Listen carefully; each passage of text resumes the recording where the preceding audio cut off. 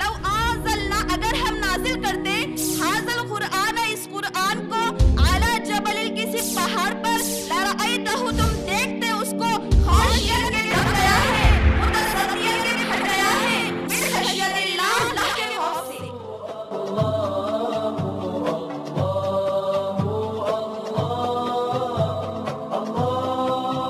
سورہ نحل آیت نمبر 102. قل نزلہ روح القدس من ربک بالحق لیثبت الذین آمنوا وہدی وبشریٰ للمسلمین.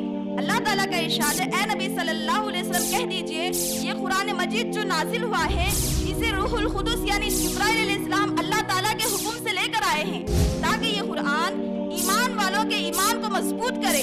مسلمانوں کے لیے اس میں شفا ہے رحمت ہے خوشخبری ہے. قرآن مجید اللہ تعالیٰ کی آخری کتاب ہے جو اس نے اپنے آخری پیغمبر محمد رسول اللہ صلی اللہ علیہ وسلم پر نازل فرمایا. تمام الہامی کتب میں سب سے زیادہ عزت و شرف والی کتاب، عظمت و فضیلت والی کتاب، خیر و برکت سے مالا مال، حق اور باطل میں فرق کرنے والی، ایمان لانے والوں کو جنت کی خوشخبری سنانے والی، انکار کرنے والوں کو جہنم سے ڈرانے والی، تمام بنی نوع انسان کے لیے خدا کی سب سے بڑی کتاب قرآن مجید ہے. انا انزلناہ فی لیلۃ القدر بے شک ہم نے اس قرآن کو لیلۃ القدر میں نازل کیا. وما ادراک ما لیلۃ القدر اور آپ کیا جانو لیلۃ القدر کیا ہے. لیلۃ القدر خیر من الف شہر لیلۃ القدر 1000 مہینے سے بہتر ہے. سورہ یونس آیت نمبر 57 تا 58. یا ایھا الناس قد جاءتکم موعظۃ من ربکم وشفاء لما فی الصدور وہدی ورحمۃ للمؤمنین. قل بفضل اللہ وبرحمتہ فبذلک فلیفرحوا هو خیر مما یجمعون. اللہ تعالیٰ کا ارشاد ہے اے لوگو تمہارے پاس تمہارے رب کی طرف سے ایک ایسی کتاب آئی ہے جو سراسر نصیحت اور دلوں کی بیماری کے لیے شفا ہے. اچھے کام کرنے والوں کے لیے اس میں رہنمائی اور عمل کرنے والوں کے لیے ذریعہ رحمت ہے. اے نبی صلی اللہ علیہ وسلم آپ کہہ دیجئے لوگوں کو اللہ تعالیٰ کے اس فضل و احسان یعنی قرآن مجید کے اترنے پر خوشی منانا چاہیے اس لیے کہ یہ قرآن سارے جہنوں سے بہتر ہے. سورہ واقعہ آیت نمبر 75 تا 79. فلا اقسم بمواقع النجوم وانه لقسم لو تعلمون عظیم انه لقرآن کریم فی کتاب مکنون لا یمسہ الا المطہرون. اللہ تعالیٰ کا ارشاد ہے میں ستاروں کے غروب ہونے کی اور اس کے چھپنے کی قسم کھاتا ہوں. اگر تم سمجھو تو یہ قسم کھانا بہت بڑی بات ہے. میں اس بات پر قسم کھاتا ہوں کہ یہ قرآن بڑی عظمت والا ہے. لوح محفوظ میں لکھا ہوا ہے جسے پاک فرشتوں کے علاوہ کوئی ہاتھ نہیں لگاتا. یہ کتاب رب العالمین کی طرف سے نازل کی ہوئی کتاب ہے. کیا تم لوگ اس بات کو سلسلے بات سمجھتے ہو کہ اللہ تعالیٰ نے دنیا اور آخرت کی ساری بھلائیاں سمیٹ کر قرآن مجید کی صورت میں ہماری جھولی میں ڈال دی ہے. عظمت قرآن کی یہ انتہا ہے وہ اپنے پڑھنے والوں کے لیے باعث سکینت، باعث رحمت، باعث شفا ہے. ان سے ناواقف ہونے میں ہمارا کتنا بڑا نقصان ہے. خدا کی اتنی بڑی کتاب عظمت قرآن ہمارے گھروں میں موجود ہے لیکن اس میں کیا لکھا ہوا ہے اس کا مطلب ہم میں سے کسی کو نہیں معلوم. اس سے زیادہ نقصان کی بات ہمارے لیے اور کیا ہو سکتی ہے. ہم دن رات 5 وقت کی نماز پڑھتے ہیں لیکن اس نماز میں اپنے پروردگار سے کیا عرض کرتے ہیں اس کا مطلب ہم کو نہیں معلوم. اس سے زیادہ نقصان کی بات ہمارے لیے اور کیا ہو سکتی ہے. جس کلمے کے ذریعے سے ہم اسلام میں داخل ہوتے ہیں اس کلمے کا مطلب ہم کو نہیں معلوم اور نہ ہی ہم یہ جانتے ہیں اس کلمے کو پڑھنے کے ساتھ ساتھ ایک مسلمان پر کیا ذمہ داریاں عائد ہوتی ہے. اس کا مطلب ہم کو نہیں معلوم. اس سے زیادہ ایک مسلمان کے لیے نقصان کی بات اور کیا ہو سکتی ہے. روزگار نہ ملنے کا نقصان ہم کو معلوم ہے. سونے چاندی گھم جانے کا نقصان ہم کو معلوم ہے. اپنی تجارت سے حاصل نہ ہونے والے نفع کا نقصان ہم کو معلوم ہے. لیکن اپنے رب کی اتنی بڑی کتاب سے محروم ہونے کا ہم کو نقصان نہیں معلوم ہے. وَلَقَدْ يَسَّرْنَا الْقُرْآنَ لِلذِّكْرِ فَهَلْ مِن مُدَّكِرٍ بے شک ہم نے اس قرآن کو آسان کر دیا ہے. رواہ الترمذی باب الفضائل القرآن الکریم حدیث نمبر 2926. حضرت ابو سعید خدری رضی اللہ تعالیٰ عنہ بیان کرتے ہیں رسول اللہ صلی اللہ علیہ وسلم نے ہمارے سامنے یہ حدیث قدسی بیان فرمائی ہے. اللہ تعالیٰ فرماتے ہیں جس شخص کو قرآن مجید کی مشغولیت کی وجہ سے دعائیں مانگنے کی فرصت نہیں ملتی میں اس کو دعائیں مانگنے والوں سے زیادہ عطا کروں گا. اور اللہ تعالیٰ کے تمام کتابوں پر قرآن مجید کو ایسی فضیلت ہے جیسے خود اللہ کو مخلوق پر ہے۔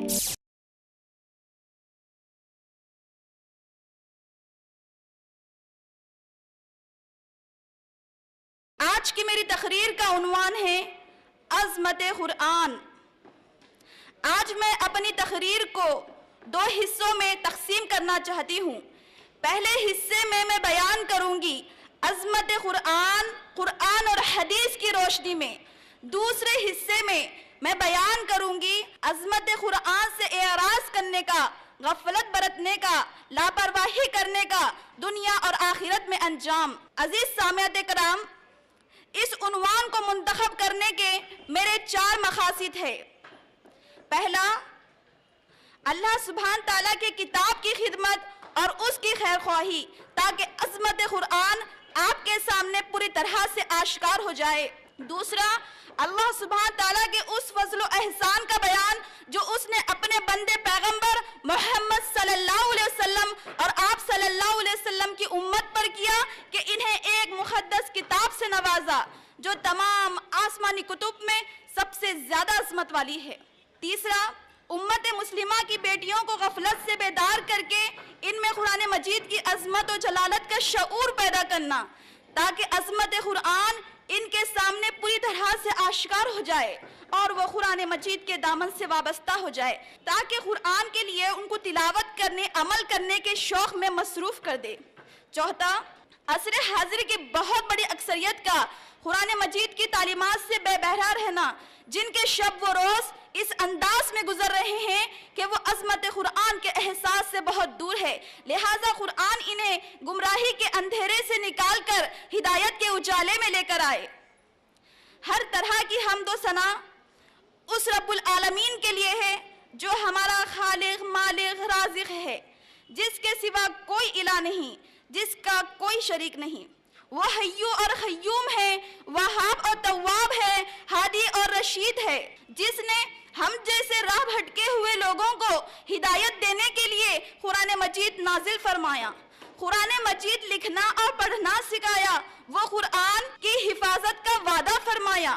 انگنت درود و سلام و محمد بن عبداللہ پر جنہوں نے حق رسالت ادا کیا، انگنت درود و سلام ہو اس قلب پر جس پر قرآن مجید نازل ہوا، انگنت درود و سلام ہو اس دل و دماغ پر جس نے سب سے پہلے قرآن مجید حفظ کیا، انگنت درود و سلام ہو اس نطیق مبارک پر جس نے امت کو قرآن مجید پڑھایا اور سنایا، وہ قرآن جو سرتاسر روشنی اور ہدایت ہے، وہ قرآن جو سرتاسر عظمت اور حکمت ہے۔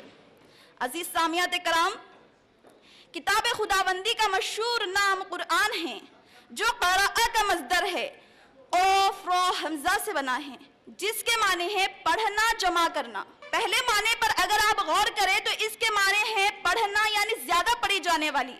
مصدر بامعنی اسم مفعول، جیسے کتاب بمعنی مکتوب، اور دنیا اس بات پر شاہد ہے کرۂ ارض پر کوئی کتاب قرآن مجید سے زیادہ نہیں پڑھی جاتی، اور مسلمان اس بات کا دعویٰ کرنے میں حق بھی جانب ہے کہ اہل اسلام میں جو حفظ کا اہتمام کیا جاتا ہے، یہ قرآن مجید کی وہ عظیم خصوصیت ہے جو دنیا کی کسی کتب کو حاصل نہیں ہوئی۔ دوسرے معنی پر اگر غور کیا جائے تو اس کے معنی ہے جمع کرنا۔ یہ نام قرآن مجید کو اسی لیے دیا گیا ہے کہ یہ انسانی ہدایت کے اصول و ضوابط کو جامع کرتی ہے۔ عزیز سامعین کرام، قرآن مجید اللہ تعالیٰ کی آخری کتاب ہے جو اس نے اپنے آخری پیغمبر محمد رسول اللہ صلی اللہ علیہ وسلم پر نازل فرمایا۔ جس طرح نبی صلی اللہ علیہ وسلم کی رسالت ابدی و دائمی ہے، کسی زمان و مکان کی حد بندی میں محدود و محیط نہیں، اسی طریقے سے آپ پر نازل ہونے والی کتاب تمام بنیان و انسان کے لیے تا قیام قیامت پیام رشد و ہدایت ہے۔ مختصر آسان الفاظ میں یہ بتانا چاہ رہی ہوں کہ جس طرح آپ خاتم الرسول ہے، آپ کے بعد کسی رسول کی ضرورت نہیں ہے، اسی طریقے سے آپ پر نازل ہونے والی کتاب بھی خاتم الکتب، اس کے بعد کسی دوسری کتاب کی ضرورت ہی نہیں ہے۔ تمام الہامی کتب میں سب سے زیادہ عزت و شرف والی کتاب، عظمت و فضیلت والی کتاب، خیر و برکت سے مالا مال، حق اور باطل میں فرق کرنے والی، ایمان لانے والوں کو جنت کی خوشخبری سنانے والی، انکار کرنے والوں کو جہنم سے ڈرانے والی، تمام بنی نوع انسان کے لیے خدا کی سب سے بڑی کتاب قرآن مجید ہے۔ جس رات میں اترا اس رات کی عبادت 1000 مہینے سے افضل قرار دی گئی، جس کا ذکر ہم کو سورۃ القدر میں ملتا ہے۔ سورۃ القدر آیت نمبر 1 تا 3، اِنَّا أَنزَلْنَاهُ فِي لَيْلَةِ الْقَدْرِ، بے شک ہم نے اس قرآن کو لیلۃ القدر میں نازل کیا۔ وَمَا أَدْرَاكَ مَا لَيْلَةُ الْقَدْر، اور آپ کیا جانو لیلۃ القدر کیا ہے؟ لیلۃ القدر خیر من الف شہر، لیلۃ القدر 1000 مہینے سے بہتر ہے۔ اگر میرے حساب سے عظمت قرآن کی اہمیت و فضیلت بتانے کے لیے یہی ایک آیت قرآن مجید میں نازل ہوتی تب بھی قرآن مجید کی عظمت و فضیلت بیان کرنے کے لیے کافی تھی، لیکن اللہ سبحانہ تعالیٰ نے عظمت قرآن پر مشتمل جتنی آیتیں قرآن مجید میں نازل کی ہے، اگر اس نعمت عظمیٰ کا شکر ادا کرنے کے لیے امت محمدیہ کا ہر فرد زندگی بھر سجدہ شکر کرے تب بھی حق شکر ادا نہیں ہو سکتا۔ عزیز سامعات کرام، عظمت قرآن پر مشتمل چند آیات میں آپ کو سنانا چاہتی ہوں۔ سورہ یونس آیت نمبر 57 تا 58، یا ایھا الناس قد جاءتکم موعظۃ من ربکم وشفاء لما فی الصدور وہدی ورحمۃ للمؤمنین قل بفضل اللہ وبرحمتہ فبذلک فلیفرحوا ھو خیر مما یجمعون۔ اللہ تعالیٰ کا ارشاد ہے، اے لوگو، تمہارے پاس تمہارے رب کی طرف سے ایک ایسی کتاب آئی ہے جو سراسر نصیحت اور دلوں کی بیماری کے لیے شفا ہے، اچھے کام کرنے والوں کے لیے اس میں رہنمائی اور عمل کرنے والوں کے لیے ذریعہ رحمت ہے۔ اے نبی صلی اللہ علیہ وسلم، آپ کہہ دیجئے لوگوں کو اللہ تعالیٰ کے اس فضل و احسان یعنی قرآن مجید کے اترنے پر خوشی منانا چاہیے، اس لیے کہ یہ قرآن سارے جہانوں سے بہتر ہے۔ دوسری آیت سنانا چاہتی ہوں، سورہ واقعہ آیت نمبر 75 تا 79، فلا اقسم بمواقع النجوم وانه لقسم لو تعلمون عظیم انه لقرآن کریم فی کتاب مکنون لا یمسہ الا المطہرون۔ اللہ تعالیٰ کا ارشاد ہے، میں ستاروں کے غروب ہونے کی اور اس کے چھپنے کی قسم کھاتا ہوں، اگر تم سمجھو تو یہ قسم کھانا بہت بڑی بات ہے۔ میں اس بات پر قسم کھاتا ہوں کہ یہ قرآن بڑی عظمت والا ہے، لوح محفوظ میں لکھا ہوا ہے، جسے پاک فرشتوں کے علاوہ کوئی ہاتھ نہیں لگاتا۔ یہ کتاب رب العالمین کی طرف سے نازل کی ہوئی کتاب ہے۔ کیا تم لوگ اس بات کو سرسری بات سمجھتے ہو؟ سورہ فاطر آیت نمبر 29، ان الذین یتلون کتاب اللہ واقاموا الصلاة وانفقوا مما رزقناہم سرا وعلانیۃ یرجون تجارۃ لن تبور۔ اللہ تعالیٰ کا ارشاد ہے، بے شک جو لوگ اللہ تعالیٰ کی آیت کی تلاوت کرتے ہیں، نمازوں کی پابندی کرتے رہتے ہیں، جو کچھ بھی ہم نے ان کو دیا ہے اس میں سے پوشیدہ اور علانیہ خرچ کرتے رہتے ہیں، یقیناً وہ ایک ایسی تجارت کی امید لگائے ہوئے ہیں جنہیں کبھی نقصان نہیں پہنچ سکتا، یعنی ان کا ثواب ان کو پورا دیا جائے گا۔ سورہ بنی اسرائیل آیت نمبر 82، وَنُنَزِّلُ مِنَ الْقُرْآنِ مَا هُوَ شِفَاءٌ وَرَحْمَةٌ لِّلْمُؤْمِنِينَ۔ اللہ تعالیٰ کا ارشاد ہے، یہ قرآن جو ہم نے نازل کیا ہے اس میں مسلمانوں کے لیے ہدایت ہے اور خوشخبری ہے، شفا ہے اور رحمت ہے۔ سورہ نحل آیت نمبر 102، قُلْ نَزَّلَهُ رُوحُ الْقُدُسِ مِنْ رَبِّكَ بِالْحَقِّ لِيُثَبِّتَ الَّذِينَ آمَنُوا وَهُدًى وَبُشْرَىٰ لِلْمُسْلِمِينَ۔ اللہ تعالیٰ کا ارشاد ہے، اے نبی صلی اللہ علیہ وسلم کہہ دیجئے یہ قرآن مجید جو نازل ہوا ہے اسے روح القدس یعنی جبرائیل علیہ السلام اللہ تعالیٰ کے حکم سے لے کر آئے ہیں تاکہ یہ قرآن ایمان والوں کے ایمان کو مضبوط کرے، مسلمانوں کے لیے اس میں شفا ہے، رحمت ہے، خوشخبری ہے۔ سورہ حشر آیت نمبر 21، لو انزلنا هذا القرآن على جبل لرأيته خاشعا متصدعا من خشیۃ اللہ۔ اللہ تعالیٰ کا ارشاد ہے، لو انزلنا اگر ہم نازل کرتے هذا القرآن اس قرآن کو على جبل کسی پہاڑ پر لرأيته تم دیکھتے اس کو خاشعا کے دب گیا ہے، متصدعا کے پھٹ گیا ہے، من خشیۃ اللہ اللہ کے خوف سے۔ اللہ تعالیٰ کا ارشاد ہے اگر ہم اس قرآن کو، عظمت قرآن اپنی شان کی وجہ سے ایسی شان رکھتا ہے، ایسی عظمت رکھتا ہے، اگر ہم اس قرآن کو کسی پہاڑ پر نازل کرتے اور پہاڑ میں اتنی عقل و شعور ہوتی تو تم دیکھتے اس खशियत इलाही से दब गया और फट गया। अजीज सामियात कराम, अगर मैं आपसे ये कहूँ कि अल्लाह ताला ने इंसान को जितनी नेमतें अता फरमाई हैं, उनमें सबसे बड़ी नेमत कुरान मजीद है, तो ये मेरे कहने में कोई मुबालिगा ना होगा। क्यों कि अल्लाह ताला ने दुनिया और आखिरत की सारी भलाइयाँ समेटकर कुरान मजीद की सूरत में हमारी झोली में डाल दी है। अज़मत कुरान की ये इंतहा है, वो अपने पढ़ने वालों के लिए बाइस सकीनत, बाइस रहमत, बाइस शिफा है। जिंदगी और मौत के फितनों से पनाह मुहैया करने वाली है, जमीनी व आसमानी आफात से तहफ़्फ़ुज़ फराहम करने वाली है। इंसानी जिंदगी की कौन सी हाजत और मुश्किल ऐसी है जिसका दर्द पेश ना किया गया हो, कौन सा दर्द ऐसा है जिसका दरमान ना बताया गया हो, कौन सा रोग ऐसा है जिसका इलाज ना बताया गया हो, कौन सा सवाल ऐसा है जिसका हल पेश ना किया गया हो।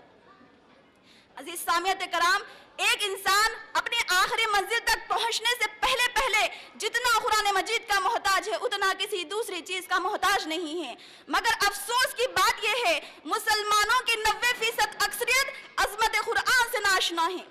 अजीज सामियात कराम, अज़मत कुरान का तसव्वुर हमारे पास बस इस हद तक रह गया है कि ये हमारे लिए मुक़द्दस किताब है जिसे पकड़ने से पहले वजू करना लाजिम है, पकड़ते ही इसे चूमना, आंखों से लगाना जरूरी है।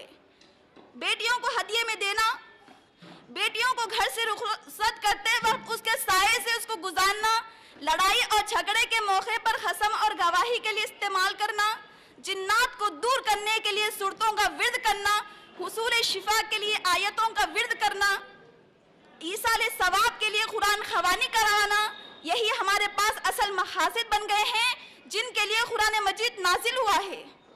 अजीज सामियात कराम, अल्लाह ताला ने एक इंसान की सोच और फितरत में ये बात रखी है, जिस चीज की वो कदर कीमत जानता है उसके हुसूल के लिए अपने तन मन धन की बाजी लगा देता है। लिहाजा एक अनपढ़ काश्तकार जानता है बेहतरीन फसल उसके बेहतरीन मुस्तकबिल की जामिन होती है, लिहाजा वो सर्दी की सदीद रातों में उठकर अपने खेतों में काम करता है, गर्मी की चिलचिलाती धूप में अपनी जान को हल्कान करता है। एक ताजिर को मालूम होता है उसकी तिजारत से हासिल होने वाला नफा उसके लिए क्या मायने रखता है, लिहाजा वो अपनी जिंदगी के खूबसूरत दिन के 12-12 घंटे तिजारत की नजर कर देता है। एक तौलिब इल्म को डॉक्टर इंजीनियर बनने की कदर व कीमत मालूम होती है, इसीलिए हर ज़हीन तलबा डॉक्टर इंजीनियर बनने की कोशिश करते हैं। बास मरतबा वसाइल न रहने के बावजूद अक्लमंद तलबा मेहनत मजदूरी करके डिग्री हासिल करने के लिए अपनी जान खपा देते हैं। एक ताजिर, एक काश्तकार, एक तौलिब इल्म अपने अपने काम में अपनी जान क्यों खपा देते हैं? क्योंकि वो अपने काम से हासिल होने वाले नताइज और फवाइद से पूरी तरह आगाह होते हैं। अजीज सामियात कराम, अज़मत कुरान से नाआशना होने का बुनियादी सबब हमारे पास ये है कि हम इसकी तिलावत, तहफ़ीज़, तदरीस के फवाइद से वाकिफ़ नहीं हैं। कुरान मजीद से हमारा ताल्लुक़ उस आदमी जैसा हो गया है जो हीरे जवाहरात की तलाश में सारी जिंदगी खाक छानता फिरता है, जबकि हीरे जवाहरात का खजाना उसके अपने ही घर में मौजूद होता है। अजीज सामियात कराम, आज हम अज़मत कुरान सुनने बोलने से महरूम हो गए हैं। अभी तक हमको एहसास नहीं हुआ कि हम कितनी बड़ी नेमत से महरूम हो गए हैं। अजीज सामियात, बताइए, एक माँ अपने बच्चे को दूध कब देती है? जब तक कि वो रोक नहीं मांगता। प्यासे को जब प्यास लगती है तो वो खुद पानी की तलाश में निकलता है और रब उसके लिए पानी पैदा भी कर देते हैं। लेकिन जब हमको प्यास ही ना हो तो पानी से भरा हुआ कुआं भी हमारे पास आ जाए तो बेकार है। पहले हमको समझना चाहिए दीन से नावाकिफ होने में हमारा कितना बड़ा नुकसान है। खुदा की इतनी बड़ी किताब अज़मत कुरान हमारे घरों में मौजूद है, लेकिन इसमें क्या लिखा हुआ है इसका मतलब हम में से किसी को नहीं मालूम। इससे ज्यादा नुकसान की बात हमारे लिए और क्या हो सकती है? हम दिन रात 5 वक्त की नमाज पढ़ते हैं, लेकिन इस नमाज में अपने परवरदिगार से क्या अर्ज करते हैं इसका मतलब हमको नहीं मालूम। इससे ज्यादा नुकसान की बात हमारे लिए और क्या हो सकती है? जिस कलीमे के जरिए से हम इस्लाम में दाखिल होते हैं उस कलीमे का मतलब हमको नहीं मालूम, और ना ही हम ये जानते हैं इस कलीमे को पढ़ने के साथ साथ एक मुसलमान पर क्या जिम्मेदारियां आयत होती है। اس کا مطلب ہم کو نہیں معلوم۔ اس سے زیادہ ایک مسلمان کے لیے نقصان کی بات اور کیا ہو سکتی ہے؟ روزگار نہ ملنے کا نقصان ہم کو معلوم ہے، سونے چاندی گھم جانے کا نقصان ہم کو معلوم ہے، اپنی تجارت سے حاصل نہ ہونے والے نفع کا نقصان ہم کو معلوم ہے۔ عزیز ساتھیوں، لیکن اپنے رب کی اتنی بڑی کتاب سے محروم ہونے کا ہم کو نقصان نہیں معلوم ہے۔ عزیز سامعین کرام، عظمت قرآن پر مشتمل چند احادیث میں آپ کو سنانا چاہتی ہوں۔ یہ احادیث نہ صرف آپ کو عظمت قرآن سے واقف کرائے گی بلکہ آپ کے اندر قرآن مجید کو پڑھنے، پڑھانے، تدبر کرنے، عمل کرنے کے شوق میں مزید اضافہ بھی کرے گی۔ رواہ الترمذی باب الفضائل القرآن الکریم، حدیث نمبر 2926۔ حضرت ابو سعید خدری رضی اللہ تعالیٰ عنہ بیان کرتے ہیں، رسول اللہ صلی اللہ علیہ وسلم نے ہمارے سامنے یہ حدیث قدسی بیان فرمائی ہے۔ اللہ تعالیٰ فرماتے ہیں، جس شخص کو قرآن مجید کی مشغولیت کی وجہ سے دعائیں مانگنے کی فرصت نہیں ملتی، میں اس کو دعائیں مانگنے والوں سے زیادہ عطا کروں گا۔ اور اللہ تعالیٰ کے تمام کتابوں پر قرآن مجید کو ایسی فضیلت ہے جیسے خود اللہ کو مخلوق پر ہے۔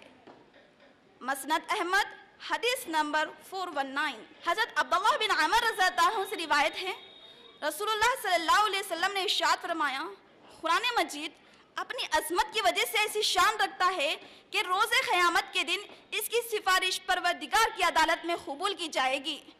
روزہ اور قرآن ایک ایسی چیز ہے، پروردگار کے بارگاہ میں عرض کریں گے ایک بندے کے حساب کتاب کے وقت، روزہ کہیں گا، اے میرے پروردگار، میں نے اس کو دن میں کھانے پینے، نفسانی خواہشات سے روکے رکھا، لہٰذا میری سفارش اس کے حق میں قبول فرمائیے۔ لہٰذا روزے کی سفارش بندے کے حق میں قبول کی جاتی ہے۔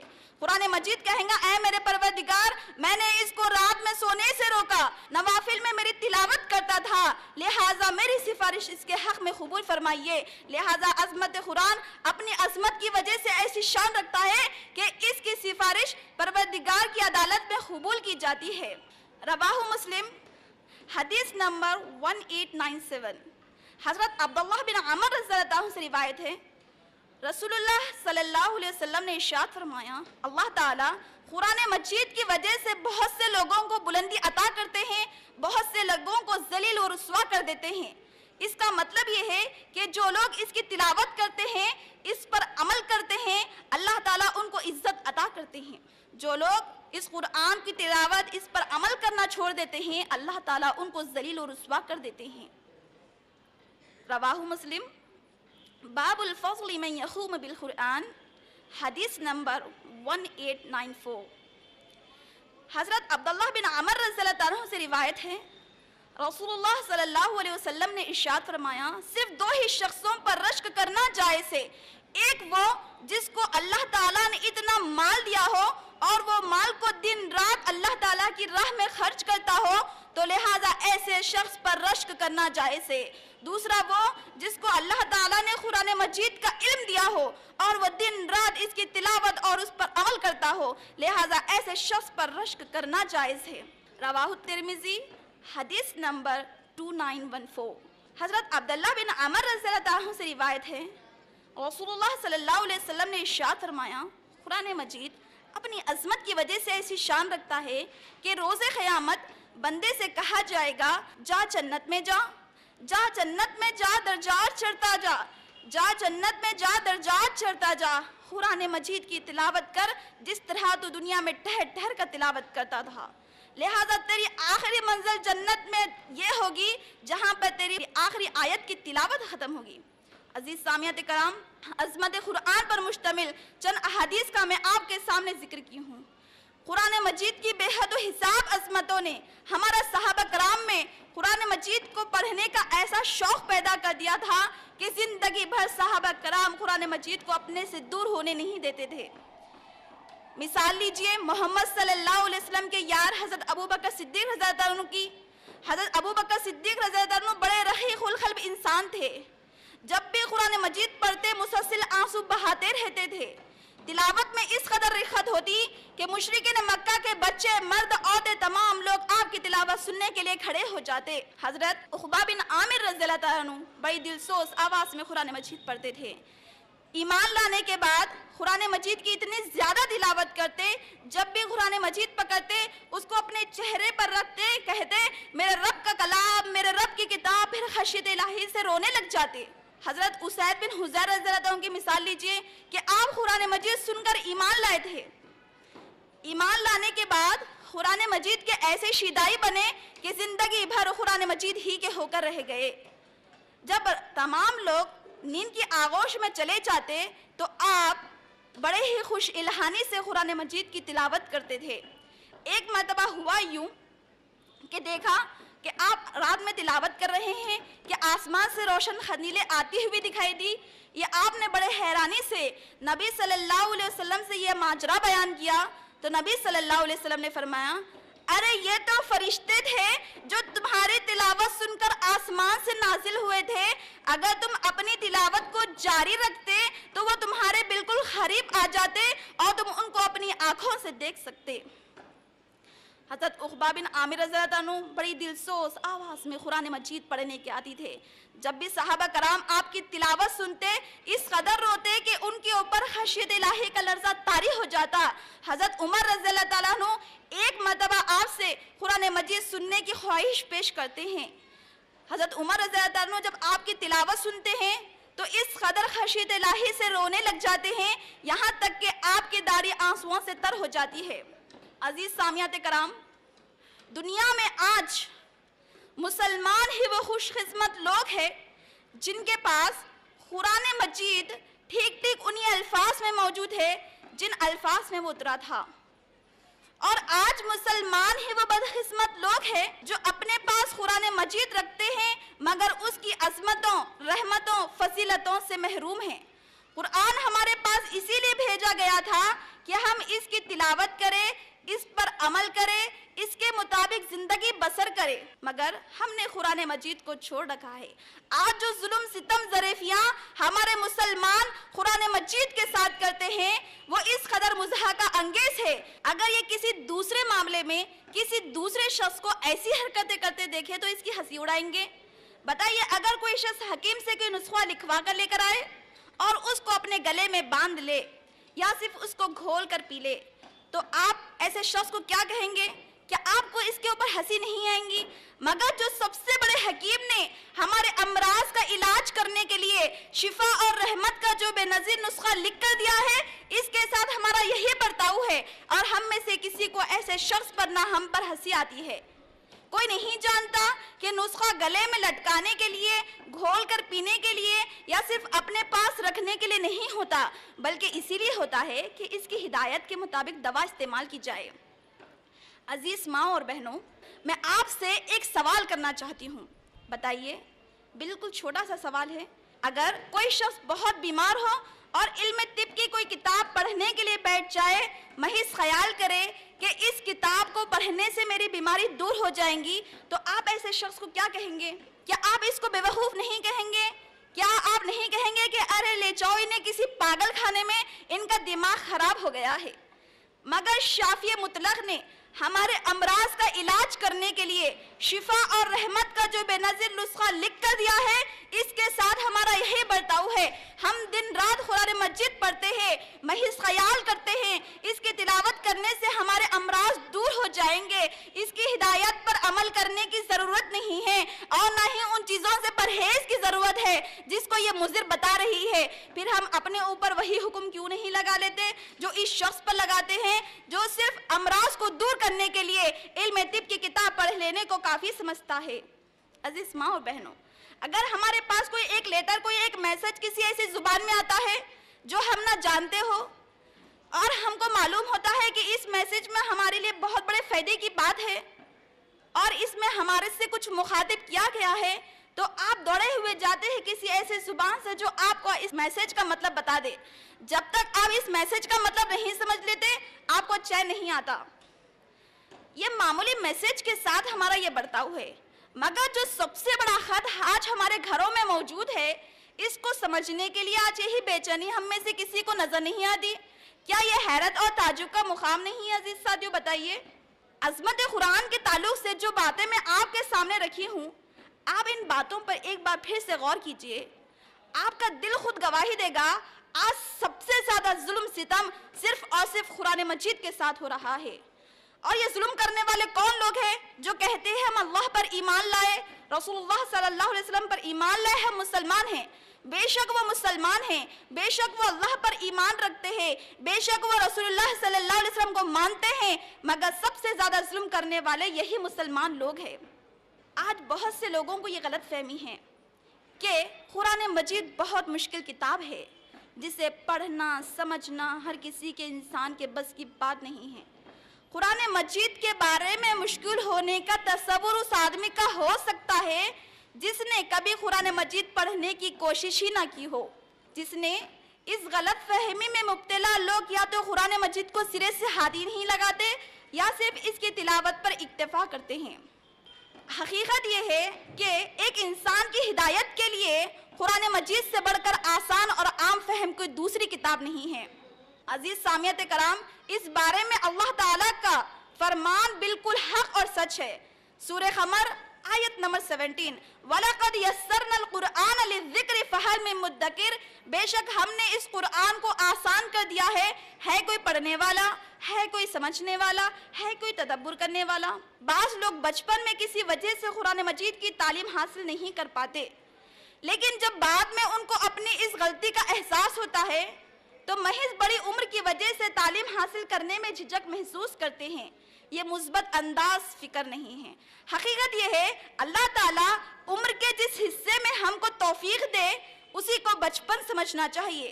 رسول اللہ صلی اللہ علیہ وسلم کا ارشاد ہے، قرآن مجید میں مہارت رکھنے والا انسان میدان حشر میں مخرب فرشتوں کے ساتھ کھڑا ہوگا، اور جو شخص اٹک اٹک کر پڑھتا ہے اس کے لیے تو دوہرا اجر ہے.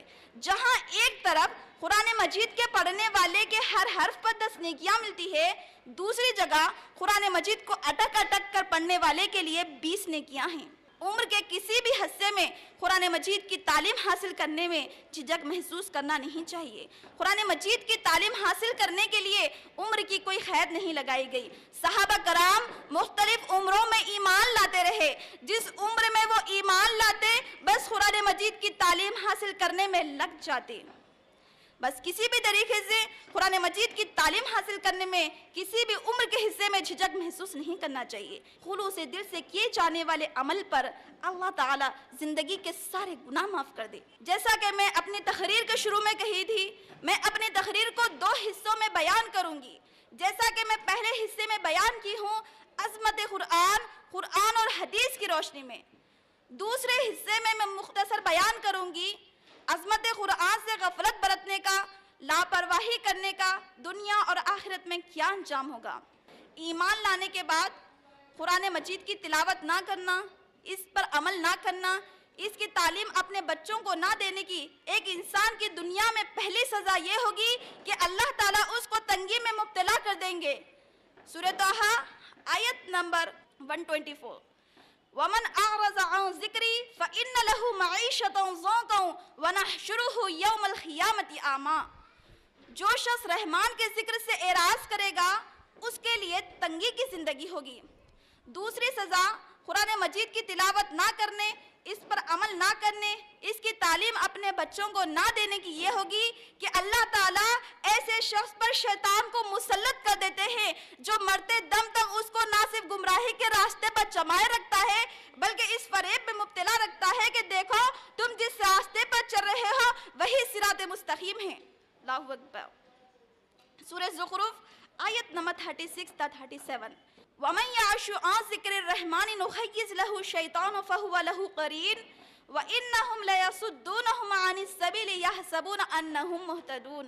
جو لوگ رب کے ذکر سے اعراض کرتے ہیں ہم ان کے اوپر شیطان کو مسلط کر دیتے ہیں، وہ اس کا ساتھی بن جاتا ہے. پھر شیاطین ان کو راہ راست پر آنے سے روکتے ہیں اور اپنی اپنی جگہ مطمئن کر دیتے ہیں کہ دیکھو تم جس راستے پر چل رہے ہو وہی صراط مستقیم ہے. قرآن مجید سے اعراض کرنے کی یعنی اس کی تلاوت نہ کرنے کی، اس کے اوپر عمل نہ کرنے کی، اپنے بچوں کو قرآن مجید کی تعلیم نہ دینے کی ایک انسان کی دنیا میں تیسری سزا یہ ہوگی اللہ تعالیٰ اس کو ذلیل و رسوا کر دیں گے. نبی صلی اللہ علیہ وسلم کی وہ حدیث یاد کریے، نبی صلی اللہ علیہ وسلم ارشاد فرماتے ہیں اللہ تعالیٰ بہت سے لوگوں کو قرآن مجید کی وجہ سے بلندی عطا کرتے ہیں اور بہت سے لوگوں کو ذلیل و رسوا کر دیتے ہیں۔ یعنی جو شخص اس کی تلاوت کرتے ہیں، اس پر عمل کرتے ہیں، اس کی تعلیم اپنے بچوں کو دیتے ہیں، تو اللہ تعالیٰ ایسے لوگوں کو عزت عطا کرتے ہیں۔ جو اس سے اعراض کرتے ہیں اللہ تعالیٰ ان کو رسوائی میں مبتلا کر دیتے ہیں۔ عزیز ساتھیو، یہ تھی دنیاوی سزا۔ آخرت میں ایسے شخص کے لیے کیا سزا ہوگی؟ آخرت میں ایسے شخص کی جو قرآن مجید کی تلاوت نہ کرتا ہو، قرآن مجید پر عمل نہ کرتا ہو، اس کی تعلیم اپنے بچوں کو نہ دیتا ہو، اس کی آخرت میں سب سے پہلی سزا یہ ہوگی کہ اللہ تعالیٰ اسے خبر سے اندھا اٹھائیں گے۔ سورہ طٰہٰ سورہ نمبر 20 آیت نمبر 124، وَمَنْ أَعْرَضَ عَنْ ذِكْرِي فَإِنَّ لَهُ مَعِيشَةً ضَنكًا وَنَحْشُرُهُ يَوْمَ الْقِيَامَةِ أَعْمَىٰ۔ جو شخص رب کے ذکر سے اعراض کرے گا اس کے لیے تنگی کی زندگی ہوگی اور ہم روز قیامت اسے خبر سے اندھا اٹھائیں گے۔ دوسری سزا، آخرت میں قرآن مجید کی تلاوت نہ کرنے، اس پر عمل نہ کرنے، اس کی تعلیم اپنے بچوں کو نہ دینے، عام لوگوں میں تدریس کا اہتمام نہ کرنے والے کی یہ ہوگی کہ رسول اللہ صلی اللہ علیہ وسلم خود اپنی امت کے بارے میں پروردگار کی عدالت میں مقدمہ درج کریں گے۔ سورہ فرقان آیت نمبر 30، وقال الرسول یا ربی ان قوم اتخذوا هذا القرآن مہجورا۔ رسول کہیں گے اے میرے پروردگار، میری قوم نے اس قرآن کو چھوڑے رکھا تھا۔ تیسری سزا ایسے شخص کی یہ ہوگی کہ قرآن مجید ایسے شخص کے بارے میں خلاف میں گواہی دے گا۔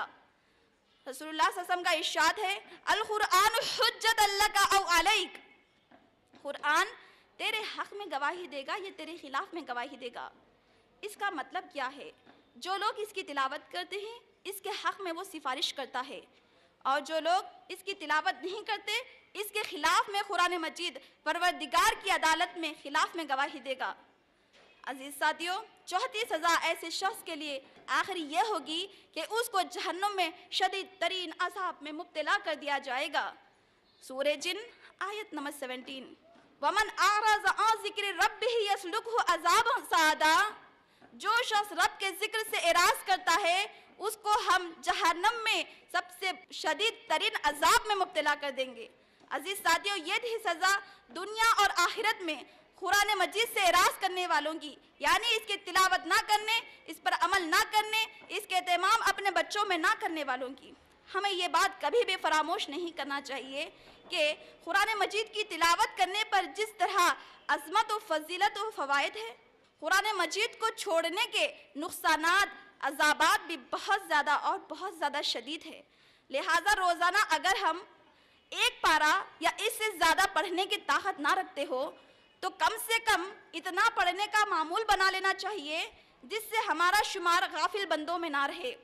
لہٰذا روزانہ ہم کم سے کم 10 آیات یا اس سے کم آیات کی تلاوت کرنے کی معمول بنا لیں۔